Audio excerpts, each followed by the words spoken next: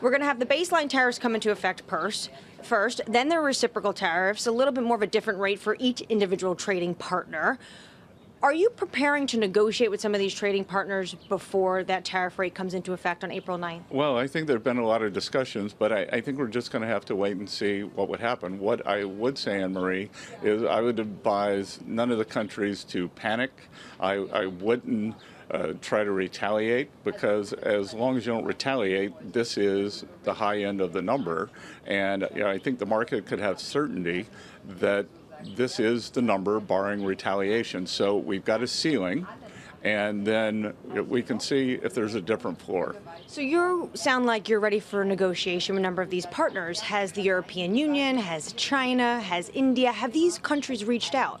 Well, they've all reached out, but it's going to be up to President Trump to see what he wants to do. I think the mindset might be to let things settle for a while. Their tariffs or non-tariff barriers have been on a long time, so we'll see where it goes from here. When it comes to China, they have a much higher rate on this list. On top of that, there's still that 20% fentanyl tariff rate. Is all of this coming together to be more than a 50% tariff rate for Beijing? Well, yes, I think it is, and I think it's a combination of things. And, again, that I think China said today that solving the fentanyl crisis depends on taking off the fentanyl tariffs, and I'm pretty sure that's not the way the sequencing is going to work. They're exporting the precursor chemicals, and every day, every week, every month, Americans are dying, and it's going to have to stop. When it comes to places like China, the president has mentioned he's willing to even look at things like TikTok to potentially do a negotiation with them when it comes to tariffs. I'm sure you're looking at things like the yuan. What's on the table when it comes to this trade realignment between Beijing and Washington? Well, we haven't started anything yet. We've been busy with the tariffs. I've been busy, as we talked about earlier. The tax bill's going very well. So I think that we will move toward the bilateral relationship with China now that we've done the multilateral tariffs. Plans for conversations or a trip to Beijing? Nothing imminent. When it comes to this negotiation, April 9th, these tariffs come in place. Do you plan on having negotiations before that date? Again, I'm not part of the negotiations, so we'll see. I am sure that there are going to be a lot of calls. I just don't know if there are going to be negotiations. The president had this huge chart showing all of the different rates. Canada and Mexico notably missing on that chart. Why is that? I'm not sure. Not sure. Okay, I imagine that has to do potentially because they're already in negotiations previously with the 25%. I'm not sure if you saw the initial market reaction. I haven't. So equity futures slid on the news. You had talked about how we're in a detox period. Do you feel that we're still in that period, or are you starting to get a little bit concerned? Well, the detox period has nothing to do with the tariffs. The detox period is off this incredible level of government spending that we've had, an unsustainable amount of fiscal stimulus. And look, that's got to stop. That's got to stop. So, can we continue weaning ourselves off of that? And as we see private or public sector borrowing go down, private sector borrowing go up, public sector jobs come down, private sector jobs go up. Is it going to be perfectly symmetrical? No, but we did see an increase of 10,000 manufacturing jobs last month.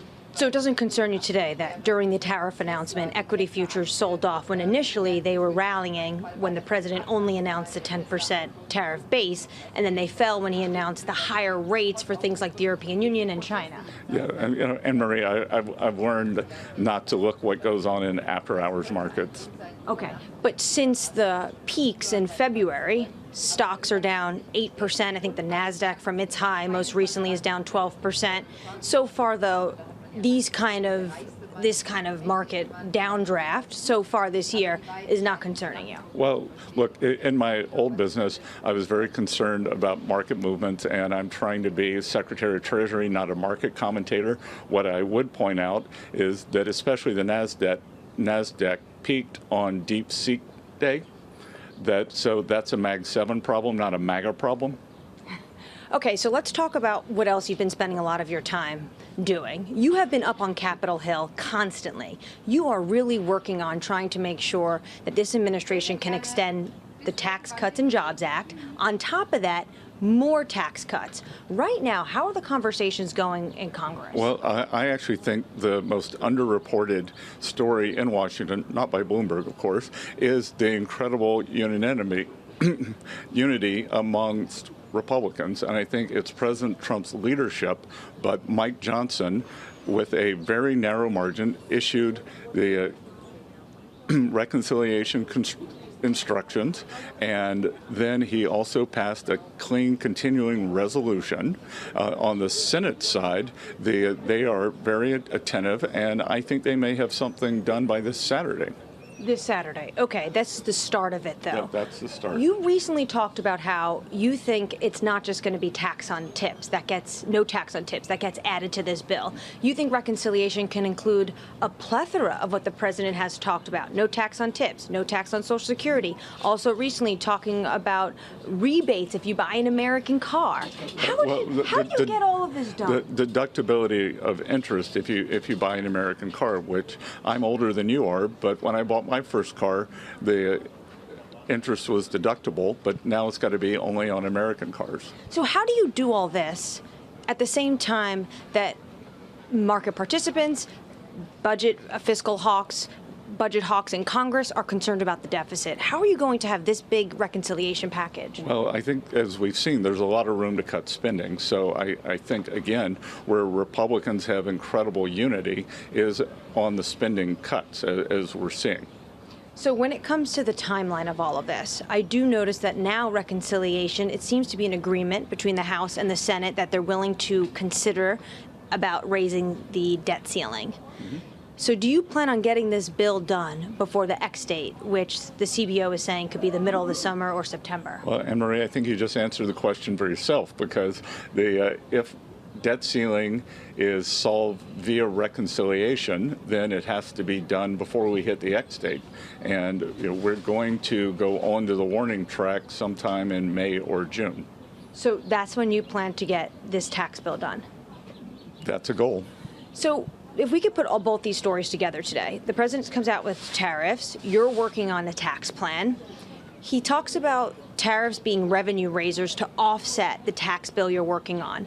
At the same time, you and the president also talk about a negotiation you're willing to do to get reciprocity when it comes to other trading partners. How can it be both revenue raising and a negotiation? Well, to the extent that the tariffs are higher than what we had, it will raise revenues. And, as far as the negotiations, we'll see. And, I could tell you, though, it's not going to be possible to include the tariffs in the CBO scoring. So that will be something running in the background. And as the president said, we've taken in several $100 billion on the China tariffs, but those don't get scored. Do you feel that you need to have enough revenue raised from these tariffs before this reconciliation package comes to play in Congress? Well, I don't think we have to have the revenues raised. And look, we're doing two things. Tariffs are going to raise revenues, and then we're also stamping out waste, fraud, and abuse in the government and bringing down the expenses and spending. And we're not going to get credit for either of those with the CBO scoring. So when your audience, when American people see these CBO scores, there could be large, but there is a substantial amount of tariff income. There's a substantial amount of savings. While all this is happening, consumer sentiment has definitely taken a bit of a dive. Expectations for inflation have gone up. Banks like Goldman are cutting their GDP forecast, saying potentially the Fed is going to have to cut rates, not the good kind of cuts, the kind of cuts because they're nervous about growth. How concerned are you that the timing of all this is going to be incredibly challenging because of how the American consumer, how corporate America is feeling at this moment? Well, it tells me a couple of things. One, we got to get the tax bill done quickly, because that's a confidence builder. And two, we're seeing sentiment surveys from the American people, but we haven't actually seen them take action. If the households actually thought that there were going to be inflation, if their real inflation expectations had increased, what would they be doing? They'd be hoarding goods, and they would be demanding demanding wage increases, and neither one of those has happened yet. So at the moment, you're not concerned about some of the soft data we're seeing? No, I see nothing, and one of the great things, many great things about being at Treasury is we have lots of business people come through, and everything we're seeing in the economy is still very solid. And executives haven't voiced any of these concerns onto you? No, there's some idiosyncratic things, but in terms of the expectations actually turning into hard data, none of them have seen it yet. Now that you're working on the tax bill, and of course tariffs at the moment are out of the way, what else is on the agenda for you for the rest of the year? Well, we have the Ukraine deal that's coming up. We've gone to maximum pressure on Iran, so a big part of Treasury is national security. And then we are doing a big push on deregulating in a smart, safe, and sound way the regulated financial institutions, which is going to allow for the private sector, not the government sector, to grow. When it comes to international, where are you with Iran, Ukraine and the mineral deal? I believe we may have a team from Ukraine coming over as soon as the end of this week or the beginning of next week. Ukrainians have, I believe that they've hired counsel. And what we did was after the incident in the White House on, I believe it was February 28th, we were going to sign a 4-page deal that was parameters of understanding. And at Treasury, we took the opportunity to move forward to the big deal. So this is the exact same deal that would have resulted from the 4-page signature deal. So we've just fast forwarded, and we didn't want to lose any time because we believe this deal is so important for the American people, for the Ukrainian people, and for the peace process. So it sounds like in the next 2 weeks you're going to have this deal over the finish line. It's ready on our side. When it comes to Iran, since you mentioned that, and I know you're going to be focused a lot on international aspects, now the tariffs are done and you have the tax deals underway. When it comes to Iran, do you think we could see secondary tariffs, secondary sanctions? Well, we've already seen sanctions for the first time.